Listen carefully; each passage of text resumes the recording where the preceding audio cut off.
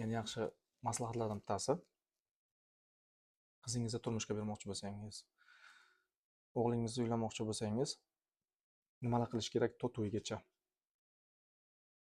Biz hozir hammamiz juda ham aksariyat qullarimiz 90%, 80% o'zimizni odamlar, shu O'zbekiston, Tojikiston, Qirg'izistonliklar shu nimaga kelib, muhojirga kelib, chetda ishlab, o'zimizga borib, yaxshi niyatda ishlab, pul yig'ib, to'y qilamiz, to'g'rimi?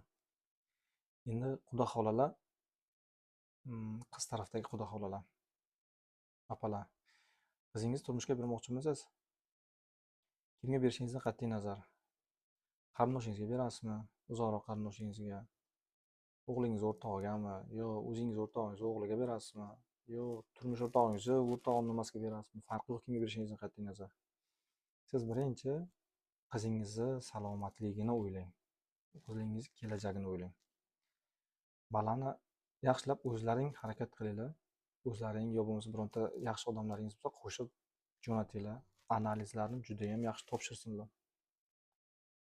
Hamma taraflardan VIH, gepatit, spid, sifilis, hamma narsaga topshirsin analiz.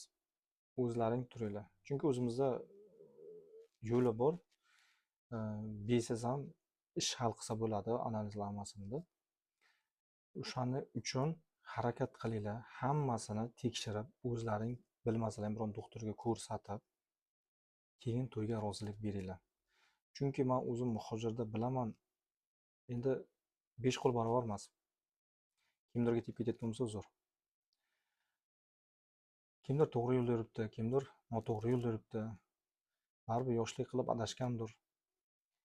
Kim bu yerda ilintirib biror narsani o'zi bilan olib borgan bo'lsa, yosh qizingizni, sepalab katta bo'lgan qizingizni umrini hazon qilmang. Chunki u narsa bir marta yuqsa, uni lechina qilib bo'lmaydi. Shu narsani yaxshilab o'ylanglar, keyin turmush beringlar. Keyin unda hayoti xudo xolasa ancha yaxshi bo'ladi. Sog' bo'linglar.